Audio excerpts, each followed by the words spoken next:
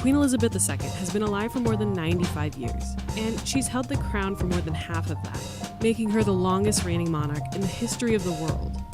She's lived through over a dozen British prime ministers, 14 US presidents, and 20 Summer Olympics. The day London Bridge will fall down. No, not the actual bridge, though that's another interesting story in itself. Operation London Bridge is the not-so-secret plan for the United Kingdom when the Queen dies. On the day of her death, known as D-Day, the Queen's private secretary will call the Prime Minister and say the words, "London Bridge is down." The news will then go out to the 15 governments where the Queen is also the head of state. After that, the 38 other nations of the Commonwealth will know. A news flash will be sent to the UK Press Association and media all over the world. At the BBC, an alarm for national emergencies will be activated. It's so rarely used that many of their staff don't even know what it sounds like. You've seen it? No. All of their anchors will wear black, and their usual red logo will go black as well. At the same time, a man dressed in black will hang a sign on the gate outside Buckingham Palace. The royals' website will also sport the same message, whatever that ends up being. All the flags will be lowered to half-staff, and bells will toll. Immediately after her passing, her son Charles will unofficially become king. He'll make his first speech as head of state that evening. This is the plan if she dies in London, but no need to fret. If she passes elsewhere, they've still got it planned out to a T.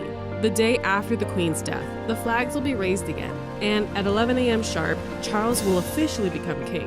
He may or may not choose to stick with the name Charles, and his wife Camilla will become queen per Elizabeth's request. He will then tour the UK to Edinburgh, Belfast, and Cardiff to attend services honoring his mother. Meanwhile, Westminster Hall will be closed for cleaning and funeral preparations. The Queen is coming. 4 days after her death, there will be a procession from Buckingham Palace to Westminster Hall, where she will lie in state for the next 4 days. Important people will be able to visit her first, then the normal people. The 9th day is funeral day. At 9 a.m., the bells covered in leather pads will ring muffled tones. The coffin will be carried to Westminster Abbey. The funeral will begin at 11 a.m. Assuming the pandemic will allow it, 2,000 invited guests will attend, and the rest of the world will watch on their TVs. Everything will be shown except for the royals' faces during prayer.